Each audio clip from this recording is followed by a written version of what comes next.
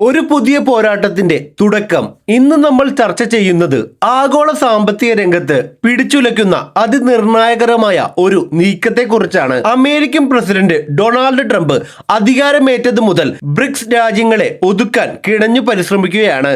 എന്നാൽ ഇന്ത്യ ഇതിനെയെല്ലാം അതിജീവിച്ച് സ്വന്തം പാത വെട്ടിത്തുറക്കുന്ന കാഴ്ചയാണ് നമ്മൾ ഇപ്പോൾ കാണുന്നത്. ട്രംപിന്റെ ഒന്നാമത്തെ മുന്നറിയിപ്പ് 2025 ജനുവരിയിൽ ഡൊണാൾഡ് ട്രംപ് ബ്രിക്സ് രാജ്യങ്ങൾക്ക് ആദ്യത്തെ ശക്തമായ മുന്നറിയിപ്പ് നൽകി. അമേരിക്കൻ കറൻസിയായ $ഡോളറിനെ മറികടക്കാൻ ശ്രമിക്കുന്ന ഒരു നീക്കവും ഇന്ത്യ ഉൾപ്പെടെയുള്ള രാജ്യങ്ങൾ നടത്തരുത് എന്നായിരുന്നു അദ്ദേഹത്തിന്റെ ആവശ്യം. ഡോളറിന്റെ ആധിപത്യം തകർന്നാൽ അത് അമേരിക്കയുടെ തകർച്ചയാണെന്ന് ട്രംപ് ഭയപ്പെടുന്നു. ട്രംപിന്റെ ഭീഷണികൾ അവിടെയും അവസാനിച്ചില്ല. 2025 ജൂലൈയിൽ അദ്ദേഹം രണ്ടാമത്തെ മുന്നറിയിപ്പ് നൽകി. ബ്രിക്സ് രാജ്യങ്ങൾക്ക് ഡോളറിന് പകരമായി സ്വന്തം കറൻസിയിലോ മറ്റോ വ്യാപാരം നടത്തിയാൽ 10% അധിക നികുതി ഈടാക്കുമെന്നായിരുന്നു പ്രഖ്യാപനം. ഇത് ആഗോള വ്യാപാരത്തിൽ വലിയ ആശങ്കയുണ്ടാക്കി.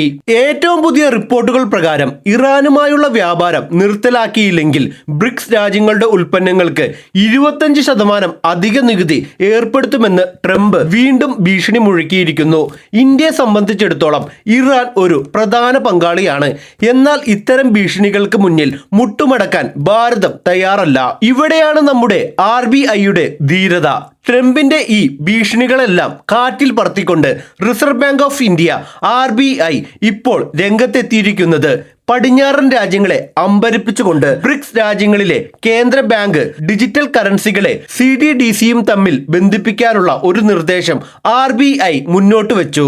എന്താണ് RBIയുടെ proposal? Brazil, Russia, India, China തുടങ്ങിയ രാജ്യങ്ങളുടെ ഡിജിറ്റൽ കറൻസികളെ പരസ്പരം ബന്ധിപ്പിക്കുക എന്നതാണ് ഈ പദ്ധതി.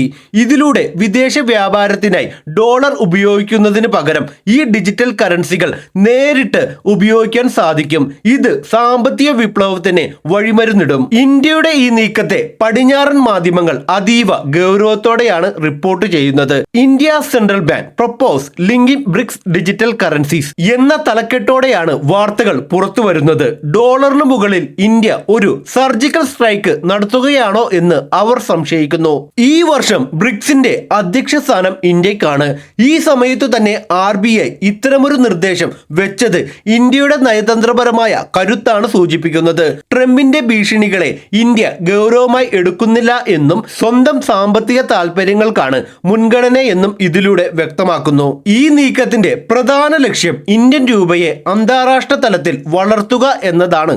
രൂപയുടെ അന്താരാഷ്ട്രവൽക്കരണത്തിനായി കഴിഞ്ഞ കുറെ വർഷങ്ങളായി RBI ശ്രമിച്ചുകൊണ്ടിരിക്കുകയാണ്. ഡിജിറ്റൽ രൂപയിലൂടെ ഇത് കൂടുതൽ വേഗത്തിൽ സാധ്യമാകും. ചൈന തങ്ങളുടെ ഡിജിറ്റൽ യുവാൻ നിലവിൽ കൊണ്ടുവന്നു കഴിഞ്ഞു.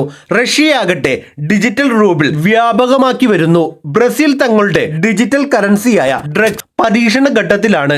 ദക്ഷിണാഫ്രിക്കയും ഈ മേഖലയിൽ ഗവേഷണങ്ങൾ നടത്തി വരികയാണ്. ഈ കറൻസികൾ തമ്മിൽ ബന്ധിപ്പിക്കുക എന്നത് അത്രയും എളുപ്പമല്ല. ഓരോ രാജ്യത്തിന്റെയും ഡിജിറ്റൽ സാങ്കേതിക വിദ്യ വ്യത്യസ്തമാണ്. അവ പരസ്പരം വിനിമയം ചെയ്യാൻ കഴിയുന്ന രീതിയിൽ സോഫ്റ്റ്വെയറുകൾ മാറ്റം വരുത്തണമെന്ന് RBI നിർദ്ദേശിക്കുന്നു. ഡിജിറ്റൽ കറൻസികൾ വിനിയോഗിക്കുമ്പോൾ അവയുടെ സുരക്ഷ ഉറപ്പാക്കാൻ ഒരു പൊതുഭരണ സംവിധാനം, ഗവൺമെന്റ് മെക്കാനിസം ആവശ്യമാണ്. എല്ലാ ബ്രിക്സ് രാജ്യങ്ങളും ഒരേ നിയമങ്ങൾ പിന്തുടരുന്നത് പണമിടപാടുകളിൽ തട്ടിപ്പുകൾ ഒഴിവാക്കാൻ സഹായിക്കും. നിലവിൽ രണ്ട് രാജ്യങ്ങൾ തമ്മിൽ വ്യാപാരത്തിൽ അസന്തുലിതാവസ്ഥ ഉണ്ടായാൽ അത് പരിഹരിക്കാൻ ഡോളറിനെയാണ് ആശ്രയിക്കുന്നത്.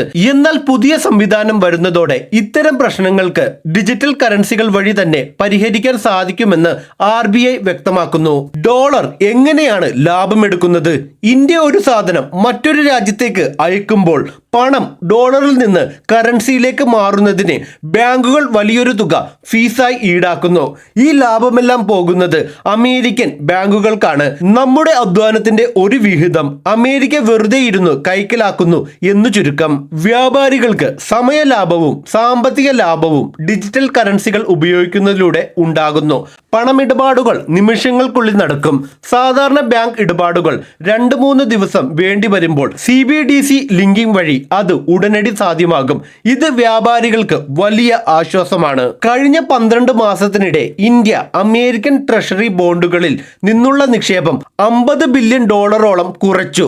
ചൈനയും ബ്രസീലും ഇതേ പാതയിലാണ്. ഡോളറിനെ പിന്തുണയ്ക്കുന്ന ഇത്തരം ബോണ്ടുകളിൽ നിന്ന് പിന്മാറുന്നത് അമേരിക്കയുടെ സാമ്പത്തിക നില ഭദ്രമല്ല എന്നതിന്റെ സൂചന കൂടിയാണ്. ആഗോളതലത്തിൽ ഡി ഡോളറൈസേഷൻ ഇപ്പോൾ ട്രെൻഡിംഗ് ആണ്. ചൈന, തായ്ലാന്റ്, UAE ചേർന്ന് ഇപ്പോൾ തന്നെ ബ്രിഡ്ജ് എന്ന സംവിധാനം ഉപയോഗിക്കുന്നുണ്ട്. ഇത് ഡോളറിന് ബദലായുള്ള മികച്ച മാതൃകയാണ്. ഇതിലൂടെ ഏഷ്യൻ രാജ്യങ്ങൾ തങ്ങളുടെ വ്യാപാരം സുരക്ഷിതമായി നടത്തുന്നു. ഇന്ത്യയുടെ സ്വന്തം ഈ രൂപ ഇതിനോടകം തന്നെ 7 ദശലക്ഷം ഉപഭോക്താക്കൾ ഉപയോഗിക്കുന്നുണ്ട്. ഇതിന്റെ വിജയം RBIക്ക് വലിയ ആത്മവിശ്വാസമാണ് നൽകുന്നത്. ആഭ്യന്തരമായി വിജയിച്ച ഈ മോഡൽ ഇനി ആഗോളതലത്തിൽ പരീക്ഷിക്കാനാണ് ഇന്ത്യയുടെ പുറപ്പാട്. അതുകൂടാതെ UPIയുടെ ലോക വിജയം.